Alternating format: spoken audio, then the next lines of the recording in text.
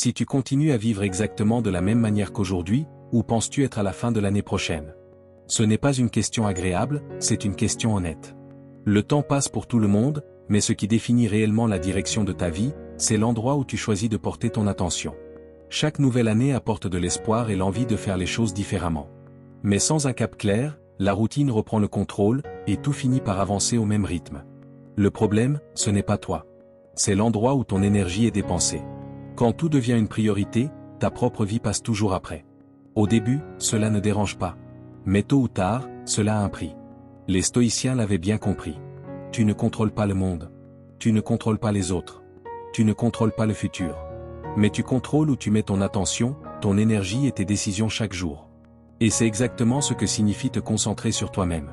Ce n'est pas de l'égoïsme. C'est de la responsabilité.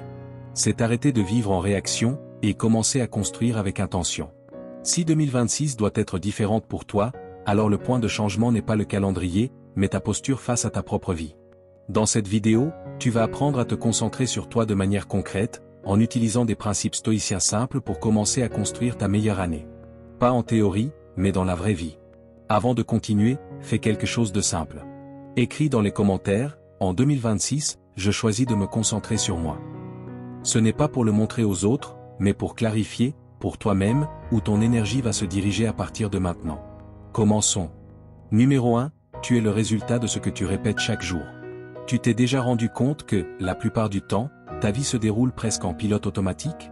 Tu n'es pas piégé par une grande erreur, mais par de petites actions que tu répètes chaque jour, sans même t'en rendre compte. Et c'est là le problème que presque personne ne reconnaît.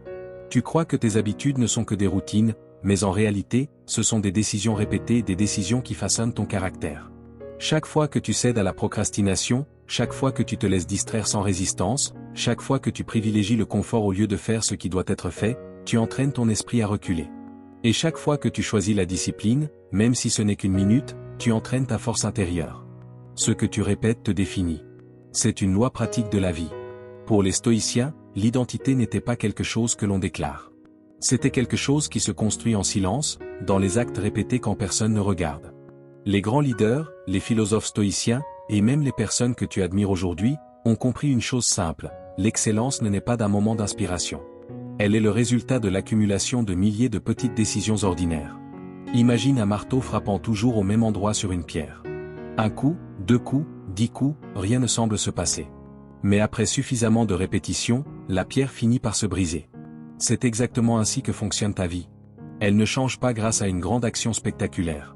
Elle change grâce à ce que tu répètes, à ce que tu acceptes, à ce que tu laisses passer chaque jour. À ce que tu choisis quand tu es fatigué.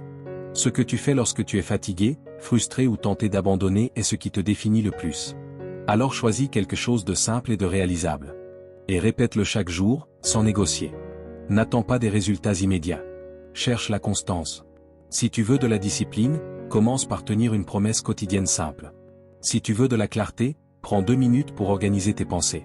Si tu veux un but, élimine une habitude qui consomme ton énergie en silence. Garde les choses simples, mais agis chaque jour. Car chaque répétition est une brique dans la construction de ton caractère. Et avec le temps, ton esprit commence à comprendre quelque chose de fondamental, il peut te faire confiance. Et lorsque tu as confiance en toi-même, tu récupères ton propre pouvoir. Ce principe n'est pas seulement pratique, il est profond. Car chaque fois que tu répètes une action avec intention, tu entraînes ton autodiscipline, tu renforces ta concentration et tu envoies un message clair à ton esprit. Tu continues d'avancer. C'est ainsi que naît la discipline émotionnelle. C'est ainsi que se construit la force mentale. Ta vie ne change pas lorsque tu te sens motivé. Elle change lorsque tu répètes ce qui est juste, même les jours où la motivation n'est pas au rendez-vous. Numéro 2, deviens ton propre meilleur ami. Combien de fois t'es-tu déjà rendu compte que tu te parles à toi-même d'une manière que tu n'utiliserais jamais avec quelqu'un que tu aimes? Il existe une ancienne histoire à propos du philosophe stoïcien Cléante. Il marchait dans les rues d'Athènes lorsqu'il entendit un homme s'insulter et se critiquer durement à voix haute. Cléante s'arrêta, le regarda dans les yeux et lui dit « Souviens-toi, tu ne parles pas à un ennemi. Sois plus bienveillant envers toi-même. » Cette histoire révèle quelque chose d'essentiel. Très souvent, nous sommes nos critiques les plus dures, les plus injustes et les plus impatients. Pense au jour où tu t'es senti le plus anxieux ou découragé. Quelle part de ce poids venait réellement des événements, et quelle part venait de la manière dont tu t'es traité intérieurement? Nous entrons dans des cycles de pensées négatives qui ne corrigent rien, ne protègent rien et ne résolvent rien. Ils ne font que nous épuiser. La philosophie stoïcienne enseigne quelque chose de simple et profond: l'esprit ne doit pas être un tribunal, mais un refuge. Devenir ton propre ami, c'est apprendre à te guider avec fermeté sans t'attaquer dans le processus. Lorsque Cléante parle de bienveillance, il fait référence à cela: enlever l'excès d'autocritique qui brouille le jugement, comme un miroir sale qui déforme ta propre image. Ce n'est pas se laisser aller sans limite. C'est arrêter de t'attaquer simplement pour exister. L'anxiété et la déprime naissent souvent de cette habitude silencieuse de se traiter comme un ennemi. Au lieu de trouver du soutien en toi, tu trouves de l'exigence, de l'humiliation et de la menace. C'est comme essayer de traverser une tempête tout en étant poussé contre toi-même. La manière dont tu te parles compte, et elle compte énormément. Il est impossible de construire quelque chose de stable lorsque ta voix intérieure ne fait que pointer tes défauts. Personne ne s'épanouit en étant insulté tous les jours, surtout quand cela vient de l'intérieur. La bienveillance commence dans la façon dont tu te traites dans les moments difficiles, en reconnaissant tes limites, tes erreurs et ton humanité, sans en faire une condamnation. Ce n'est que lorsque tu apprends à te respecter que tu peux créer des relations plus saines et prendre des décisions plus équilibrées. Sénèque l'a exprimé clairement. Traite-toi comme tu traiterais quelqu'un qui t'a été confié. Chaque jour, tu fais un choix: te guider ou te punir, te renforcer ou te diminuer. Lorsque tu laisses ton esprit, qui devrait être ton plus grand allié, devenir ta principale source de souffrance, c'est comme planter des fleurs et les arroser avec du poison. Rien ne peut grandir ainsi. Commence à changer cette dynamique. Parle-toi avec fermeté, mais avec respect. Corrige-toi, sans t'humilier. Réajuste ta direction, sans t'écraser intérieurement. Quand tu deviens ton propre meilleur ami, quelque chose change profondément. Ton esprit cesse de lutter contre toi et commence à travailler avec toi. Et lorsque cela se produit, ta vie ne devient pas parfaite. Mais elle commence enfin à fleurir, comme un jardin qui cesse d'être piétiné chaque jour. Numéro 3, ton chemin est unique.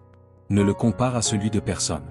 Combien de fois as-tu déjà perdu de l'énergie à regarder la vie de quelqu'un d'autre, en te demandant pourquoi la tienne semble avancer plus lentement?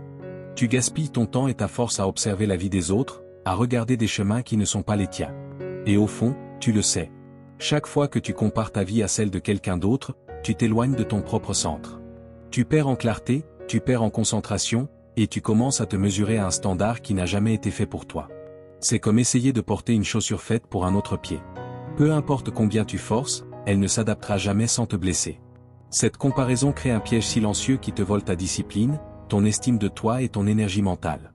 Elle est dangereuse parce qu'elle te convainc que tu es en retard, alors qu'en réalité, tu suis simplement un chemin différent. Et le plus subtil, c'est que la comparaison se nourrit d'illusions. Tu vois les réussites, les sourires et les résultats finaux, mais tu ne vois jamais les nuits difficiles, les doutes, les peurs et les échecs qui les ont précédés. Tu compares l'ensemble de ton parcours au meilleur moment de la vie de quelqu'un d'autre. Cela ne sera jamais juste pour toi. Ton chemin est unique. Et chaque fois que tu le compares à celui d'un autre, tu altères ta propre perception du progrès. Les stoïciens avaient parfaitement compris cela. Pour eux, la seule véritable mesure de l'évolution, c'est la personne que tu étais auparavant, pas ton voisin, pas ton ami, ni quelqu'un que tu suis sur les réseaux sociaux. Car ton histoire est différente. Tes blessures sont différentes. Ton moment, ton rythme et tes défis le sont aussi. Quand tu oublies cela, une forme de désespoir silencieux apparaît, l'impression de ne pas avancer. Mais tu avances? Tu ne le vois simplement pas, parce que ton regard est tourné ailleurs. Voici donc une action concrète: arrête-toi un instant et observe-toi avec honnêteté. Qui étais-tu il y a 30 jours? Penses-tu avec plus de clarté? As-tu plus de discipline? As-tu cessé de répéter un comportement qui te dominait auparavant? Voilà le véritable progrès. Voilà la bonne mesure. Te comparer à toi-même ne te redonne pas seulement de la concentration, cela te redonne aussi du pouvoir. Car cela te montre que le changement est à ta portée, sans avoir besoin de rivaliser avec qui que ce soit. Ton seul véritable adversaire, c'est la version passée de toi-même. C'est la seule bataille qui mérite d'être menée. Quand tu comprends cela, quelque chose en toi se relâche. La pression diminue, ton esprit s'éclaircit, et une nouvelle force apparaît, la volonté d'avancer sans anxiété. Car désormais, tu n'avances plus pour impressionner qui que ce soit. Tu avances pour honorer ton propre cheminement. Ton chemin t'appartient, ton temps t'appartient, et ton progrès aussi. Numéro 4, maîtrise l'espace de tes décisions. Combien de fois ta journée change-t-elle complètement à cause de quelque chose de petit et d'inattendu? Un message mal interprété, une évaluation au travail, une mauvaise nouvelle, un souvenir qui revient sans prévenir, et ton corps réagit avant même que ton esprit n'ait le temps de comprendre. Tu te crispes, tu t'énerves, tu ressens de l'anxiété. Et à cet instant, une impression s'impose clairement: tu as perdu le contrôle de la situation. Mais écoute ceci avec attention. Toutes les émotions ne justifient pas une action immédiate. C'est là que la plupart des gens se perdent. C'est cette erreur qui t'épuise, qui te fatigue, et qui te donne l'impression de ne pas avancer, même lorsque tu fais des efforts. Le stoïcisme le rappelle avec clarté, ce qui t'arrive ne définit pas qui tu es. Ce qui définit qui tu es, c'est ce que tu fais avec ce qui t'arrive. Ce principe est un appel à l'éveil. Il devient un outil précieux lorsque la vie exerce une pression sur toi. La vérité fondamentale est la suivante, ton pouvoir réside entre le stimulus et la réponse. Cet espace minuscule, cette pause presque invisible, est l'endroit où commence ta liberté intérieure. Aussi petit soit-il, il peut changer complètement la direction de ta vie. Pense à un feu de signalisation. Si tu accélères par impulsion, tu risques l'accident. Si tu respectes une seconde de pause, tu avances en sécurité. L'esprit fonctionne de la même manière. Lorsque tu réagis de façon impulsive, tu perds le contrôle. Lorsque tu prends une respiration avant d'agir, tu retrouves ta direction. C'est la différence entre être entraîné par tes émotions ou devenir le gardien de ton propre esprit. Pense aux grands leaders, aux maîtres spirituels, et aux empereurs stoïciens comme Marc Aurèle. Tous se sont entraînés dans cet espace. Ils n'ont pas évité les émotions. Ils ont appris à ne pas leur obéir aveuglément. La pause consciente est la discipline dans sa forme la plus pure. C'est le contrôle de soi, la clarté et la maturité émotionnelle. C'est la capacité de choisir ta réponse quand tout en toi veut exploser. Lorsque quelque chose te dérange, arrête-toi une seconde. Juste une seconde. Ressens l'émotion. Ne la réprime pas, mais ne te confonds pas avec elle non plus. C'est comme tenir une flamme avec des gants plutôt qu'à main nue, tu sens la chaleur, mais tu ne te brûles pas. Cet espace te permet de te poser les bonnes questions. Est-ce que cela mérite vraiment toute mon énergie? Ma réaction reflète-t-elle qui je suis, ou seulement mon impulsion? Cette habitude te rendra des heures de paix, des décisions plus sages et une vie avec moins de regrets. Car au fond, cette leçon ne concerne pas seulement la gestion de la colère ou de l'anxiété. Elle concerne la construction de ton caractère. Entraîne ton esprit comme un guerrier entraîne son épée. Non pas pour attaquer tout ce qui se présente, mais pour éviter de te blesser par manque de maîtrise. En maîtrisant cet espace, tu maîtrises ta vie. Et une personne qui sait se gouverner ne réagit pas comme quelqu'un de perdu. Elle répond comme quelqu'un qui sait exactement où il va. Numéro 5, cesse de lutter contre ce qui n'existe pas. Combien de fois as-tu terminé ta journée épuisée? Non pas parce que tu as affronté quelque chose de difficile, mais parce que tu as passé des heures à lutter contre des choses qui ne se sont même pas produites. La plupart des gens dépensent plus d'énergie à combattre ce qui n'arrive jamais qu'à faire face à la réalité telle qu'elle est. Et tu le sais. Tu t'inquiètes de conversations qui n'ont pas encore eu lieu, d'erreurs que tu n'as pas encore commises, de futurs qui n'existent que dans ton esprit. Tu t'épuises à mener des batailles imaginaires. Et cette fatigue constante crée l'impression que tu n'avances pas, que tu manques de force, que le temps t'échappe. Mais écoute cette vérité avec attention. Un esprit incontrôlé est le pire ennemi de ton progrès. Ce n'est pas le travail. Ce ne sont pas les autres. Ce n'est pas le manque d'opportunités. C'est la guerre silencieuse que tu mènes contre des scénarios qui n'existent pas encore. Le stoïcisme l'enseignait avec une grande clarté. La souffrance grandit lorsque tu nourris ton imagination sans discipline. Même si cette idée semble simple, son impact est profond. Car ce qui te freine, ce n'est pas ce qui se passe à l'extérieur, mais la manière dont ton esprit interprète les choses, souvent avant même qu'elles n'arrivent. Quand tu anticipes le pire, tu perds ta discipline. Quand tu crées des catastrophes dans ton esprit, tu perds ta concentration. Quand tu te remplis de suppositions, tu perds du temps réel, du temps de vie. Voici la vérité centrale de cette leçon. Si tu ne remets pas en question tes pensées, ce sont elles qui vont te diriger. Répète cette phrase lentement. Car elle peut t'épargner des années d'anxiété inutile. L'anxiété ne naît pas de ce qui arrive. Elle naît de l'histoire que tu te racontes sur ce qui pourrait arriver. Et l'objectif n'est pas de débattre avec cette histoire. C'est de l'interrompre avant qu'elle ne grandisse et ne te consume. Applique cela concrètement. Lorsque ton esprit te présente un scénario sombre, arrête-toi un instant et pose-toi cette question. Est-ce un fait, ou seulement une supposition? Cette question agit comme une lame nette et précise. Elle coupe le brouillard, dissipe l'illusion, et te ramène au présent, le seul endroit où tu as du pouvoir. C'est comme réaliser que tu étais en train de fuir une ombre. Quand la lumière change, tout disparaît.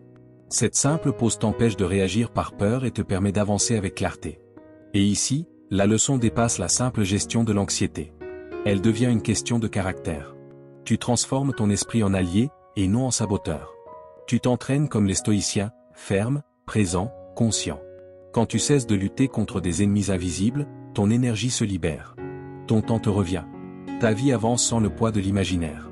Et c'est ainsi que tu te prépares, avec plus de force et de clarté, pour la prochaine vraie bataille, celle qui mérite réellement ton attention. Numéro 6. Commence chaque matin comme un nouveau départ. Combien de fois te réveilles-tu déjà fatigué, non pas à cause du jour qui commence, mais à cause du jour précédent que tu portes encore en toi? Ce qui est passé ne peut pas être défait. Mais il peut être interrompu pour ne pas se répéter. Cette idée, souvent attribuée à Anne Frank, nous rappelle que même si nous ne pouvons pas changer le passé, nous avons une responsabilité totale sur ce que nous faisons du jour qui commence maintenant. Cela illustre parfaitement ce que le stoïcisme enseigne sur l'importance de vivre dans le présent et de se renouveler chaque matin. Non pas comme un déni de ce qui a été, mais comme un choix conscient de ne plus porter plus que nécessaire. C'est un principe fondamental pour surmonter l'anxiété et le mal-être. Chaque nouveau jour est une véritable opportunité de recommencer, de corriger ta trajectoire, d'ajuster tes décisions et de continuer à avancer, même si hier ne s'est pas déroulé comme tu l'espérais. Pense à une rivière. Même lorsqu'elle rencontre des pierres, des courbes et des obstacles, elle ne s'arrête pas pour discuter avec ce qui est derrière elle. Elle continue de couler, se renouvelle chaque jour, suivant son cours sans porter l'eau d'hier. De la même manière, tu peux t'inspirer de cette logique simple de la nature. Renouvelle ton énergie et ton état d'esprit chaque matin, sans te punir pour les erreurs et les difficultés déjà passées. Imagine que tu commences chaque journée avec cette mentalité renouvelée. Non pas comme quelqu'un qui oublie, mais comme quelqu'un qui apprend, et qui continue. En un mois, cela représente 30 véritables opportunités de recommencer. Cela crée une sensation concrète de légèreté et de progression continue. À l'inverse, porter le poids des jours passés, c'est comme essayer de marcher aujourd'hui avec un sac rempli d'hier. Cela accumule du stress, nourrit l'anxiété et rend chaque défi plus lourd qu'il ne l'est réellement. Souvent, nous nous sentons tristes, anxieux, irrités ou enfermés dans des pensées négatives pendant plusieurs jours d'affilée, comme si nous vivions le même jour en boucle répétant la même scène, la même douleur, la même histoire. Si tu as chaque jour l'opportunité de te renouveler, pourquoi continuer à te condamner pour ce qui ne peut plus être changé? Qu'est-ce qui t'empêche réellement d'utiliser aujourd'hui comme un point de redémarrage? Avant de tout alourdir inutilement, souviens-toi d'une chose simple et puissante. Chaque matin, nous renaissons. Ce que tu fais aujourd'hui est ce qui compte le plus. Recommencer chaque matin n'est pas de la naïveté. C'est une stratégie émotionnelle. C'est l'un des antidotes les plus efficaces contre l'anxiété, car cela redonne à ton esprit un sentiment de mouvement et de choix. En t'autorisant à te renouveler chaque jour, tu retrouves de la force, de la clarté et de l'espoir pour faire face à ce que la vie t'apporte. Non pas parce que tout devient facile, mais parce que tu as cessé de porter ce dont tu n'as plus besoin. Souviens-toi, le passé peut t'enseigner, mais il n'a pas besoin de diriger ta journée. Le présent est entre tes mains. Fais d'aujourd'hui une nouvelle opportunité de te respecter, de te réorganiser et d'avancer avec plus de légèreté. Numéro 7. Apprendre est possible à tout moment de la vie. S'il y a quelque chose qui freine ton progrès, ce n'est pas tant le manque de temps ou de ressources, mais les excuses que tu te répètes pour éviter de commencer. Tu te justifies avec des phrases comme « c'est trop tard pour moi, je ne suis pas fait pour ça, je n'ai pas de talent ». Et peu à peu, tu te convaincs que tu ne peux pas avancer. Mais écoute cette vérité, directe et sans détour. Cette barrière, ce n'est pas la vie qui l'a construite. C'est toi. Et tant que tu ne la briseras pas, tu continueras à donner des années entières à la même histoire. Des années qui auraient pu être les meilleures de ta vie. L'esprit est capable de se développer à tout âge, à condition que tu abandonnes l'idée que ce n'est plus possible. Réfléchis calmement, la plupart de ce que tu ne fais pas n'est pas dû à une incapacité. C'est la peur de mal faire au début.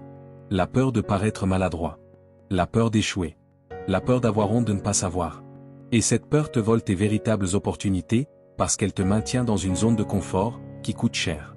Elle épuise ton énergie, alimente la procrastination et te fait croire que ton moment est passé. Mais c'est une illusion. Et c'est une illusion dangereuse. Car la vérité de cette leçon est simple et absolue. L'apprentissage est toujours accessible à celui qui décide d'avancer. Répète cette phrase lentement, comme un ordre intérieur. Épictète est né sans privilège, sans pouvoir, sans liberté. Il n'avait presque rien. Et pourtant, il a décidé d'apprendre. Il a décidé de se former. Il a décidé de se construire intérieurement, jusqu'à devenir l'un des piliers du stoïcisme. Son histoire n'est pas un mythe inspirant. C'est une preuve concrète. Une démonstration que ton point de départ ne détermine pas ta destination. Ce qui la détermine, c'est ta décision d'avancer. Alors voici ton plan d'action. Chaque fois que tu dis « je ne peux pas », remplace-le par « je n'ai pas encore appris ». Ce simple changement ouvre la bonne porte, la porte du commencement. C'est comme transformer un mur en une entrée. Avance pas à pas. Progresse sans pression. Apprends quelque chose de petit chaque jour, une compétence, une technique, un concept, une habitude. Sans même t'en rendre compte, tu es en train de construire quelque chose de solide. Apprendre ne consiste pas seulement à accumuler des connaissances. C'est construire ton caractère. c'est te prouver que tu n'as pas fini, que tu n'es pas en retard, que tu peux encore te transformer. Et quand tu comprends cela, le sentiment d'échec recule. Et quelque chose de nouveau apparaît, de la clarté, de la direction, du sens. Voici un exemple concret. Certaines personnes commencent à étudier pour changer de domaine après des années dans le même travail. Au début, elles sont bloquées, confuses, effrayées. Mais en quelques semaines, elles sentent leur esprit plus vif. En quelques mois, elles deviennent plus sûres d'elles.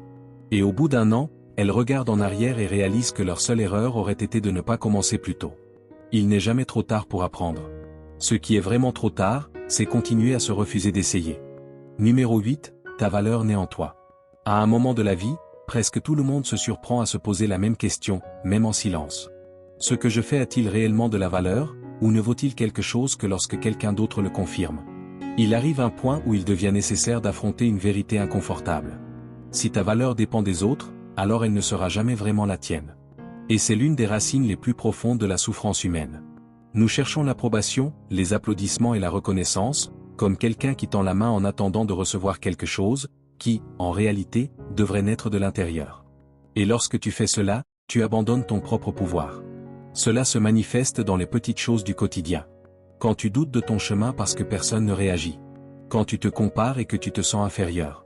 Quand tu as besoin que quelqu'un valide tes efforts pour continuer à avancer. Écoute bien ceci. Cette dépendance t'affaiblit. Elle te rend instable. Et elle fait de toi un prisonnier du regard des autres. C'est comme essayer de construire une maison sur un terrain emprunté. Le jour où le propriétaire change d'avis, tout s'effondre. Le stoïcisme a toujours été clair sur ce point. Ce qui dépend des autres ne t'appartient pas. Et ce qui ne t'appartient pas ne peut pas soutenir ta vie. Cette difficulté est universelle. Nous avons tous, à un moment ou un autre, ressenti que notre valeur montait ou descendait en fonction d'une critique, d'un compliment, ou même d'un silence. Mais il y a une vérité essentielle que tu dois retenir. Ta valeur ne se demande pas. Elle ne se donne pas. Elle se construit. Et elle se construit à travers la constance. Répète-le calmement, à travers la constance. C'est la cohérence entre ce que tu penses, ce que tu dis et ce que tu fais, surtout lorsque personne ne regarde. C'est là que naît la véritable force. Observe ta vie avec honnêteté. Combien de fois fais-tu quelque chose uniquement pour plaire? Combien de fois te tais-tu pour ne pas déranger? Combien de fois te trahis-tu pour t'intégrer? Cette usure t'éloigne de ton centre et te rapproche d'une vie vide. À l'inverse, lorsque tu agis à partir de ton objectif intérieur, lorsque tu respectes tes limites et que tu restes discipliné, même dans le silence, tu construis une estime de toi qui ne dépend pas de l'humeur du monde. Vois cela comme un entraînement quotidien. Chaque action cohérente renforce ton caractère. Chaque décision honnête renforce ta présence. Chaque limite saine restaure ton équilibre. C'est ainsi que tu cesses de vivre selon les attentes extérieures, et que tu commences à vivre selon ton essence. Et quelque chose change réellement. Tu ne cherches plus la validation. Tu la crées. Tu ne demandes plus du courage. Tu l'incarnes. Le chemin est simple. Si personne ne t'applaudit, avance quand même. Si personne ne comprend, continue quand même. Car lorsque ta force naît de l'intérieur, aucune critique ne peut la détruire. Aucun compliment ne peut la gonfler artificiellement. Et aucun silence ne peut l'éteindre. Numéro 9, la promesse la plus importante de ta vie, c'est celle que tu te fais à toi-même. La promesse la plus importante n'est pas celle que tu fais aux autres. C'est celle que tu te fais à toi-même. Combien de fois as-tu dit « Demain je commence » ? Aujourd'hui, je me concentre vraiment ? Et combien de fois ce « demain » n'est-il jamais arrivé ? La plupart des gens ne se sentent pas bloqués par manque de talent, mais par quelque chose de plus simple et de plus douloureux. Ils brisent les promesses qu'ils se sont faites. Ils promettent qu'ils vont s'entraîner, qu'ils vont se concentrer, qu'ils vont changer, et ils échouent encore. Et chaque fois que cela arrive, même si personne ne le voit, le respect de soi s'érode un peu plus. Cette fracture silencieuse est la racine de la procrastination, du manque de discipline et de cette sensation constante de ne pas avancer. Voici une vérité fondamentale. Rien ne change de manière durable tant que tu ne respectes pas les promesses que tu te fais à toi-même. Ce n'est pas une opinion. C'est une loi du caractère. Les stoïciens le savaient. Épictète disait que le véritable pouvoir naît lorsque tu agis selon tes principes, et non selon tes humeurs. C'est simple, mais profond. Si tu veux avoir confiance en toi, tu dois créer de vraies raisons d'y croire. La confiance en soi ne se construit pas en répétant « je peux ». Elle se construit en prouvant, pas à pas, que tu peux réellement. Chaque promesse tenue est comme une brique. Chaque excuse est une fissure. Et chaque jour, tu choisis, construire ta solidité, ou fragiliser tes propres fondations. C'est pourquoi cette leçon est un appel direct. Ta parole est ton principal outil de transformation. mais elle ne fonctionne que si tu la respectes. Non pas pour impressionner les autres, mais pour renforcer ton identité. Car ce que tu fais lorsque personne ne regarde définit bien plus ton destin que n'importe quelle réussite publique. Appliquer cela est simple, mais pas facile. Commence petit. Une tâche. Une habitude. Un engagement quotidien. Fais le même quand tu n'en as pas envie. Fais le même dans les jours difficiles. Parce qu'à chaque fois que tu tiens parole, ton caractère se renforce. Et ton esprit apprend quelque chose d'essentiel. Je peux me faire confiance. C'est cela, le stoïcisme appliqué. C'est cela, la vraie discipline. Et lorsque cette constance devient une partie de toi, quelque chose change profondément. Tu cesses de dépendre de la motivation. Tu cesses de craindre les défis. Et tu découvres une vérité silencieuse mais puissante. La force que tu cherchais a toujours été là, en attente d'être pratiquée. Si tu es arrivé jusqu'ici, souviens-toi de ceci. Ton temps, c'est ta vie. Et chaque jour, tu choisis, te disperser ou te concentrer, remettre à plus tard ou avancer. Le stoïcisme n'exige pas la perfection. Il exige la conscience, la fermeté et la présence. À partir d'aujourd'hui, si tu ne retiens qu'une seule chose de tout cela, que ce soit celle-ci. La clarté et la concentration ne viennent pas de l'extérieur. Elles commencent en toi. Chaque jour est une nouvelle opportunité d'agir mieux, de décider mieux et d'arrêter de gaspiller ton énergie dans ce qui ne te fait pas avancer.